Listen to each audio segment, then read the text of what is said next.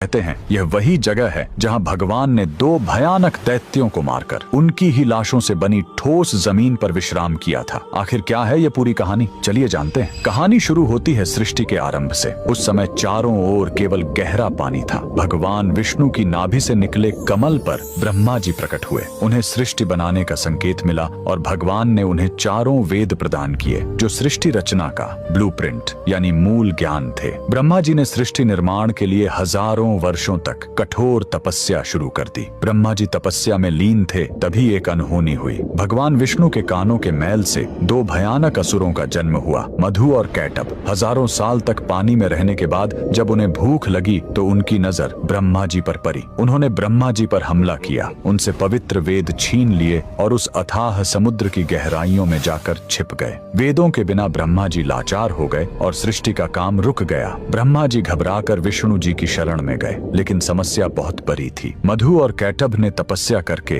देवी महाशक्ति से इच्छा मृत्यु का वरदान पा लिया था, यानी वे अपनी मर्जी के बिना मर नहीं सकते थे। तब वेदों को वापस लाने के लिए विष्णु जी ने हयग्रीव अवतार लिया। उन्होंने घोड़े का सिर इसलिए चुना ताकि उसकी तीक्ष्ण बुद्धि और सूंघने की शक्ति से वे समुद्र के उस घने अंधेरे में भी वेदों को खोज सके। भगवान हयग्रीव पानी के भीतर गए और असुरों से हजारों साल तक युद्ध किया, लेकिन वरदान के कारण वे मर ही नहीं रहे थे। अंत में भगवान ने अपनी माया से उन्हें मोहित किया और पूछा कि तुम्हारी मृत्यु कैसे होगी। असुरों ने अहंकार में शर्त रखी, हमें वहां मारो जहां पानी न हो, एकदम सूखी जगह। पूरी दुनिया में तो पानी ही पानी था। तब भगवान ने अपना विराट रूप धारण किया, अपनी विशाल जांघों को पानी से ऊपर उठाया और कहा, मेरी जांघें सूखी हैं, और वहीं उन दोनों का वध कर दिया। मरने के बाद उन विशालकाय दैत्यों के शरीर से जो भारी मेद यानी चर्बी निकली वो जम गई और उसी से यह ठोस धरती बनी। इसीलिए पृथ्वी को मेदिनी कहते हैं। युद्ध के बाद थके हुए भगवान हयग्रीव ने इसी नई बनी जमीन पर असम के मणिकूट पर्वत पर विश्राम किया। उन्होंने वेद ब्रह्मा जी को लौटाए और ज्ञान